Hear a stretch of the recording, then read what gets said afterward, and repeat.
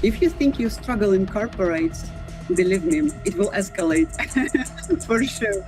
But it's a different kind of right. You know what I appreciate the most about this is freedom. But honestly, this is some serious stuff. I don't know a single business owner that doesn't work like 24/7. You can choose who to work with. It's very important. You can choose who to collaborate, who to help, maybe someone who to reject. Yeah, some sort. If you have some idea, the world is so fast. The pace is crazy, and while you are thinking or overthinking it, someone is already realizing it. Definitely, we have the success everywhere.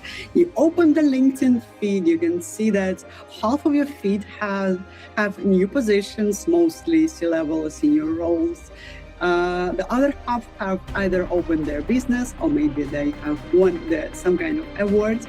And I think it might have both positive and negative influence on the audience because people might compare them. Haters hate, but doers do.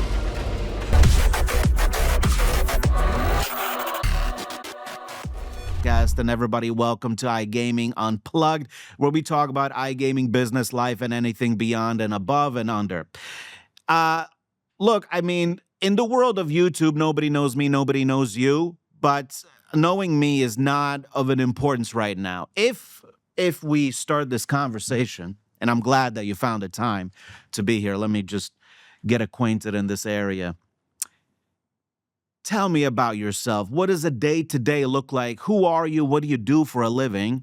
And just none of that LinkedIn stuff. Who are you?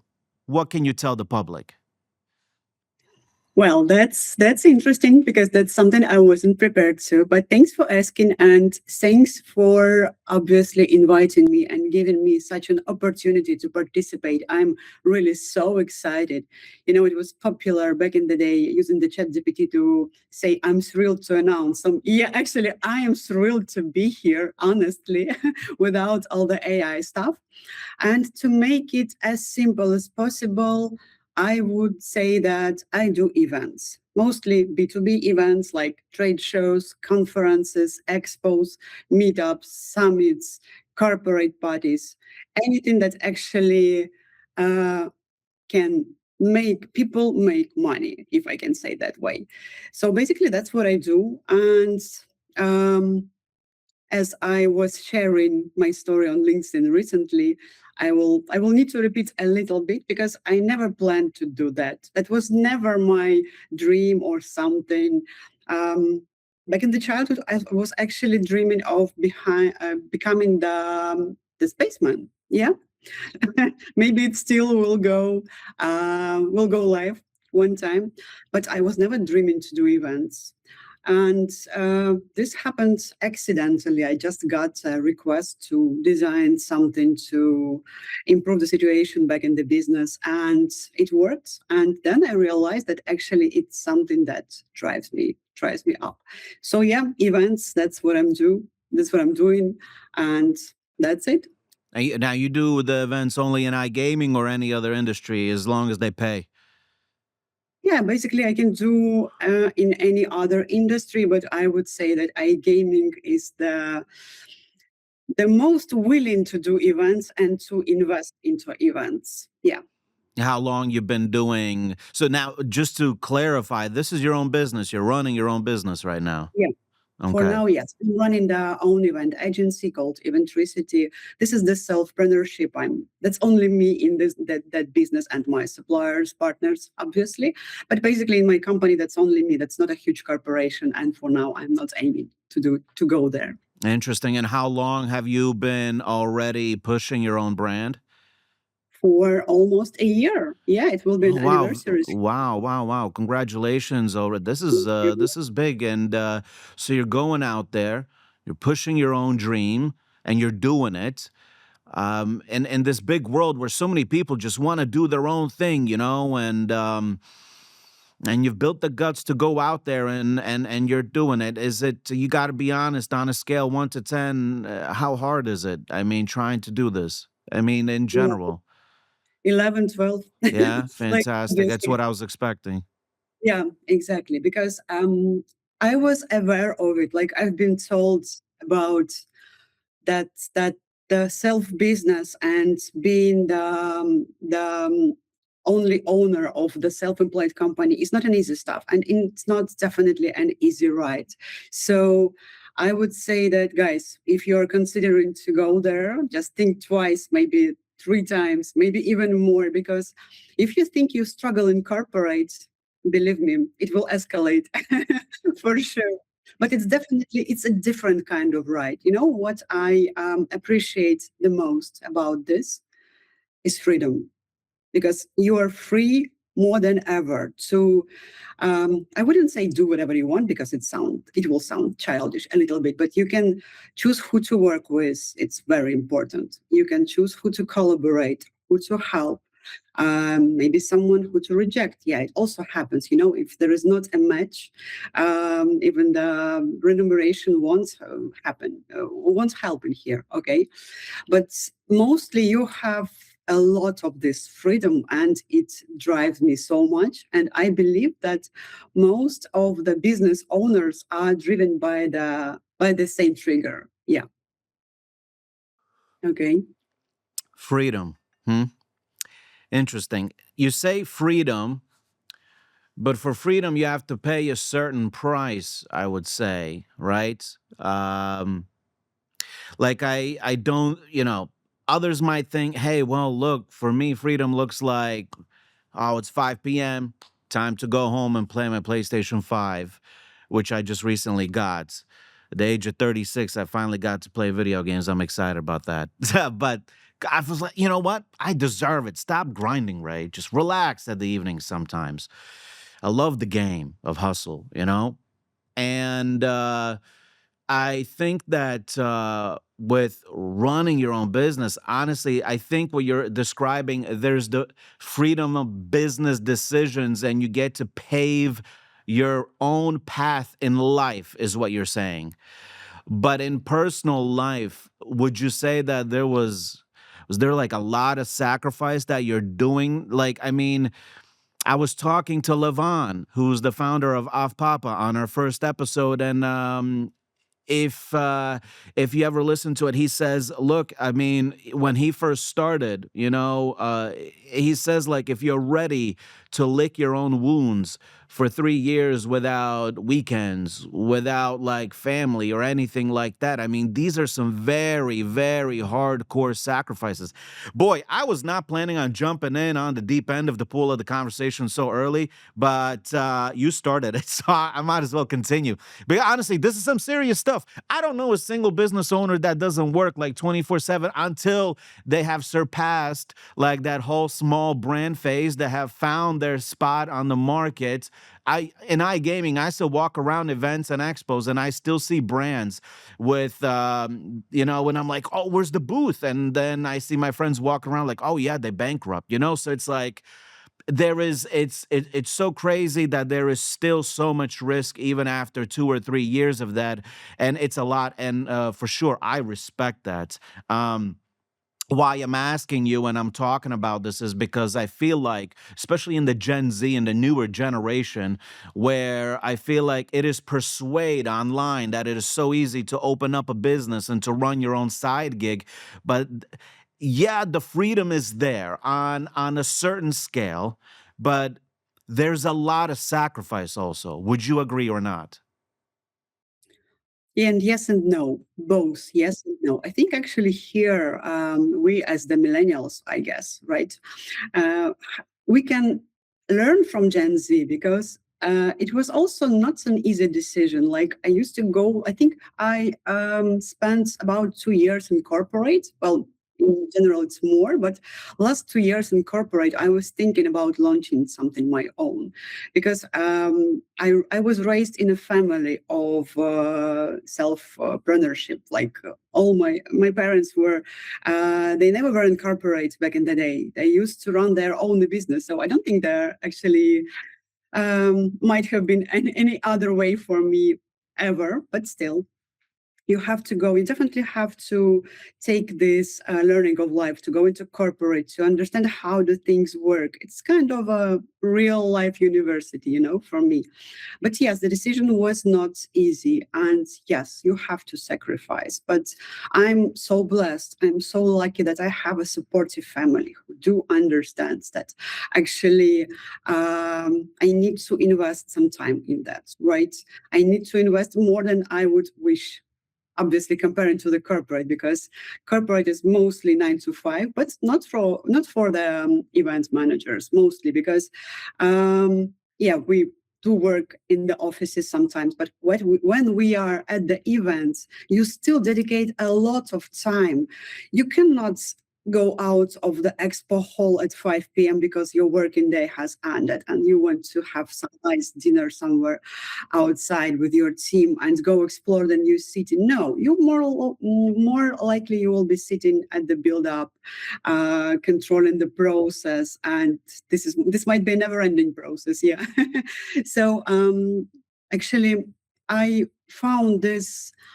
I found this tendency. I used to be a workaholic for all my entire life. It was never something like, okay, I have some limited resource, I will dedicate it to work, and the other will be my family, my life, my friends, my hobbies, my lifestyle, whatever. No, if I'm obsessed with something, and I actually prefer to choose to work of this kind of way, to think of it constantly, to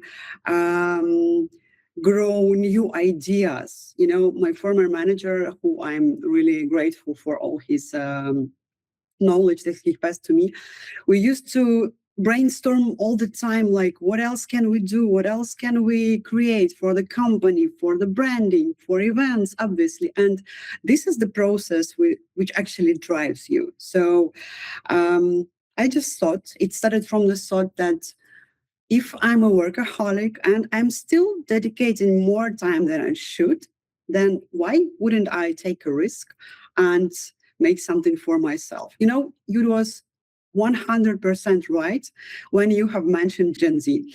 They doing it, I think, in such an easy way, much more easier than we millennials I and think, yeah, all. that's true. Definitely. They can open a business, they can close a business. I actually don't think it's like, obviously, you should rather calculate the risks and calculate if you can handle that. Obviously, you rather don't go into big investments unless you have secured some for your company, right? But the on the other side, there is overthinking, and I think this is much more dangerous enemy that doing something in an easy way. Because when overthinking, I think you know that I'm talking about, Oh yeah. right? Oh yeah. Like, we'll be going through the same thoughts time to time, like, shall I do that? Can I do that? Is it worth going to this podcast? Is it worth like sitting here and talking to you? Maybe I will say the wrong things. Maybe I will destroy my reputation. I don't know.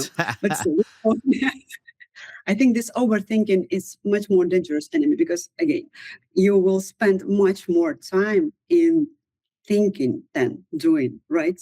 And I'm pretty convinced, and I'm still manifesting the idea that if you have some thought, if you have some idea, the world is so fast, the pace is crazy. And while you are thinking or overthinking it, someone is already realizing it. So you better don't be late here. Interesting how Yeah. you said that. I was in Dubai probably like a month ago talking to Surya. Surya, what's going on, man? How are you?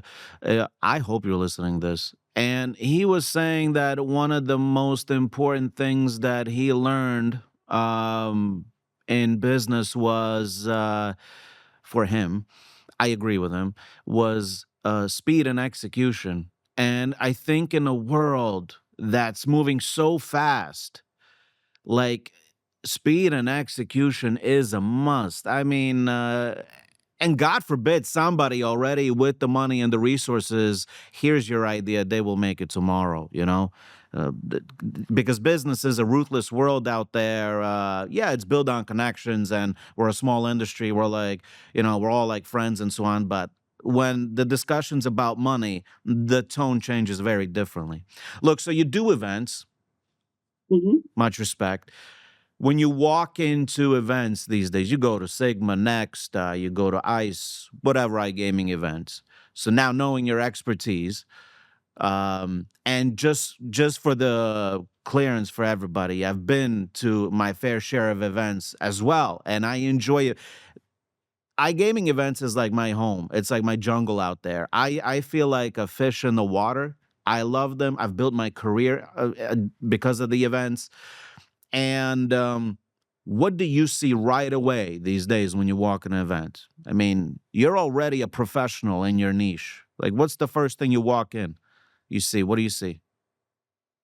Well, first of all, I would definitely agree with you that iGaming events is also my world, and it's the best place to like put your own creativity into a proper way, like because in comparison with other industries which I have participated in, like tech industry, finances, some administrational expos, it's definitely um, much different than iGaming. iGaming, I would compare it to a Disneyland for grown-ups. And obviously it's that, you know, I've taken a friend for Sigma Rome, I think, the last one, the first one in Italy after Malta. And he walked into the expo hall and said, like, oh, wow, is it the competition who has a bigger stand and who has spent more budget? Obviously, it's a joke, but maybe not. And I would say that the industry is really fast and it's evolving. Like my first iGaming event was ICE 2023, still one of my favorite ones because it was first, it was fresh, it was still filled up. Well, it's still filled up, but it was so much filled up with all this energy. And as far as I know, it was one of the first exhibitions after recovering after COVID and all this stuff when everything was suspended. So the energy was so tangible. People tend to communicate, they tend to collaborate, to networking, lots of stuff going on, you know that energy. Oh yeah. Yeah, we definitely met somewhere in there. And for now, I would say some trivial and maybe cliche stuff, but from my understanding, it actually looks like this. The quality takes over quantity because back in 2023, again, my first year in gaming, everyone was going everywhere. Lots of expos, like it's still a lot of expos. But for now, I think companies, they think more thoroughly where to invest, where to go, maybe where not to go. What was the good experience? What was not that optimistic, right? It was a discussion on LinkedIn lately about the two events that happens in the entirely different locations, but at the totally same time, 3rd to 5th of March, as far as I remember. And it was so crazy, like where to go, how to differentiate, what if the company works for both of markets, how can they manage the appropriate teams to go there. And for now, I think it's changing. The companies tend to choose the events that feels like the best fit for them, and they do not go everywhere like it was in mostly the most of people's understanding back in the day. That's first of all. Also, I think the booths, the stand spaces, which tends to be enormously large. Some of them still are. But for now, also, companies tend to invest into more intimate, more semi-closed spaces, organizing some VIP meeting rooms, more space for networking with the key partners, not like all the crowd going on and all these crazy giveaways. Same with distributing the merch, the swag, for example, right? Like I remember it was a lot of stuff, like you could bring nothing with you to the expo and get out with the full suitcase of some kind of stuff like hoodies, Literally, t-shirts. that was me first 3 years, just like just constantly bringing in. But I love the culture of iGaming merch in general, to be honest. And you're talking about giveaways. I even hosted so many giveaways. I made them like shows. It was part of entertainment for me. But I've also noticed that, yeah, there are more meeting booths within the stand at the expo more than ever. And I think brands are just like, okay, creating brand exposure and culture, like that's important, but we got to get business done. Like we got to have like these areas, we got to have more chairs where to meet and so on. But I think people go there for both. I mean, it's a yin and a yang. You got to have a little bit of everything. And let's be honest, you and me and everybody else that goes to these events, we go there because we want to stay relevant. You know what I mean? I mean, this is where all the money, all the ego, all the decisions, it's all just in one big pot, and you're able to go and walk around. You're like, okay, this is all in my hands. I get to do what I want. Um, with that being said, and you walk into these events, what would you say? You're already a year in your brand, like you've and it's a big milestone. So once again, congratulations. But on the psychological aspect, what would you say you put pressure on yourself the most in life right now at this stage? And yeah. I mean, that's basically what I'm asking. Where do you feel stressed over for right now the most, and where do you feel pressured onto the most? Okay. Well, I think first of all, and it's also one of the most annoying things time to time, it's that actually, even if you work in an in-house team, but in my position, it feels even more. You are the buffer between everyone, between client and suppliers, marketing and sales, like vision and reality. And you are the one that's expected to keep all the sides happy. And obviously, in case if something fails, that you are the first to blame. I think that also the most annoying things about the events and the pressure that comes with it, especially if you were developing your own company like I do, because I do care about my reputation, I do care about my words. Well, obviously, I do not build the stand with my own hands. Like I Right. don't have a hammer, right? Yeah. So I'm still have to be this buffer because I collaborate with partners, and I have to choose the most trusted ones, and trusted in my understanding. It's not just a word. It's not just a list on some kind of website, right? It's the people who can I rely on, because otherwise, if I get dumped, that's the end of my reputation, right? I cannot allow that. That's the also the thing, the kind of not very positive things about events, that you have only one chance, like, right? There's only one first day of Ice Barcelona 2026. It's not going to be the second. Like second day will be, but it's not going to be the second first day, when there are a lot of people coming in, some newcomers coming in, some new brands have attended the industry. They have participated for the first time. They have secured the spot. They want to make an impression. Obviously, it's a solid budget, for example, or not. It doesn't matter. Still, they have invested something and they want it back, right? So mostly, as I always tell, there are no two same events. It can't be. Each event is unique. It's bespoke. It has different energy. It has different feelings. So you have to really take care, and you have to work hard to make it happen, right? Because well, you can make a mistake. Obviously, we're all human, but still, you better think how to not. And it basically comes with experience mostly. Like when you have been through kind of situations for the first time, obviously you're shocked, you're stressed, like, oh my God, what's happening? Where's merch? It wasn't delivered, some problems with customs, anything kind of stuff. I don't know.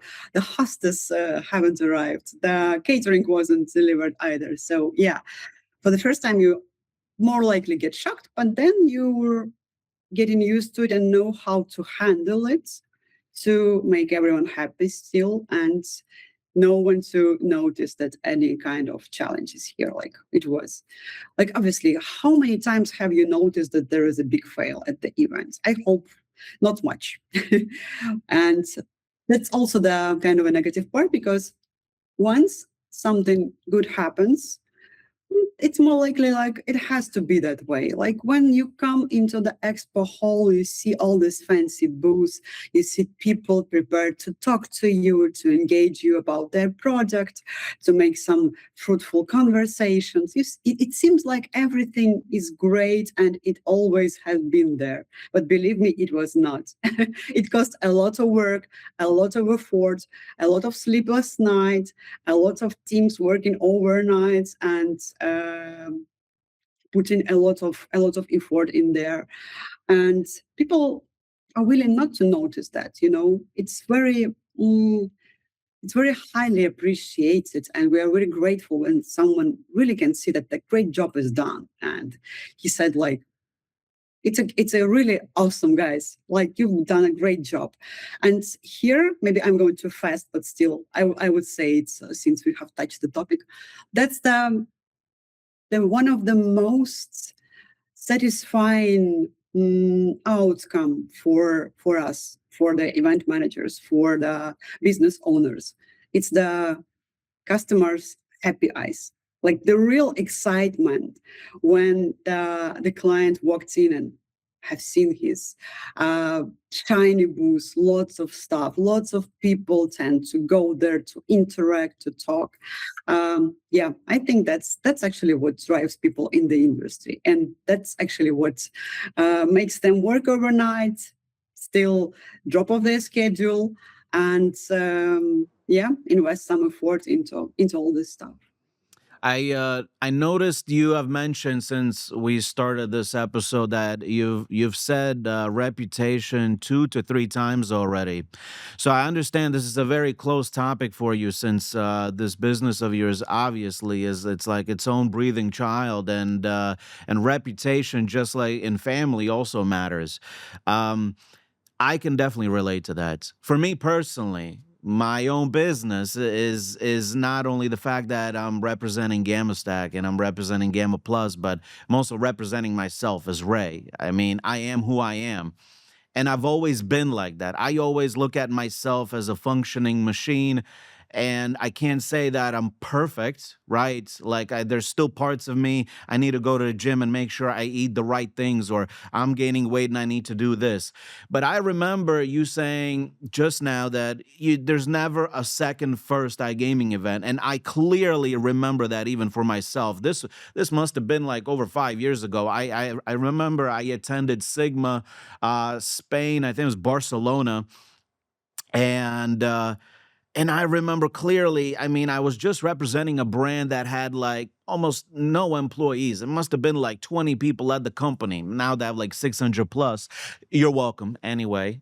So I'm at the expo, and I remember clearly I said, boy, nobody knows who I am. Like, clearly, I have no authority in the industry or anything, even in business, to even talk to anybody. And I remember, like, we just started getting some views on media and so on. And I was basically scaling on TikTok. And so this is how I believe I kind of pushed the trend of doing documentary point and shoot type of videos on these expos, when you go walk around and you interview people and make it entertaining. And I will not mention any names, but I clearly remember the first hater that I got, and it was somebody that I wanted to interview and replied to me, quote unquote, Ray, we don't do silly media like you do and silly TikToks, but please come and entertain yourself and have a beer at our booth. And I remember that so clear. And I said, really? Like, I mean, there ain't nobody doing media like this. And at that time, I honestly, 5 years ago, I felt like these events were so corporate. These interviews were just so flat, like a piece of paper. Now we're seeing affiliates. Now we're seeing platforms. Now we're seeing podcasts coming in left and right, which is hence why I'm doing this podcast. But I cared so much about reputation, even for myself. I'm being authentic and I'm being honest, and I'm speaking honestly right now. This is the path that I went through. And you said that, you can't satisfy everyone. And this is what I'm telling you, that this is the truth. I cannot tell you that everybody even probably likes the stuff I'm doing. But here is a quote that I'm going to say, that haters hate, but doers do. So we're just doing it. And that is what matters. And if we look on a sales perspective mentality, it's all numbers. So the more you do it, the more success eventually you will get that deal, you will get the sale, you will get the call, and everything will just line up right. But you just have to keep going straight. And I mean, it might be a curved path. But with all that, with reputation taken in consideration, everything, um, I am so happy that I have shaped and polished my personality to a way where I'm happy that I can be myself. Even when I'm representing company or media, I still feel like I am myself. What about you? Do you feel like you have to be a certain somebody to be able to hold up something within running your business, or do you feel like yourself 24/7? I think I'm actually still trying to shape myself, like trying to build this image, but obviously I'm in for authenticity because I think that was one of the reasons why I wasn't the best fit for corporate back in the day because mostly, like, we're not going to generalize it, but mostly corporate environment, they require a certain pattern of an employee, right? It's someone like who they want to represent them, and that's actually understandable, clear, um, fit in business goals, and etc. etc.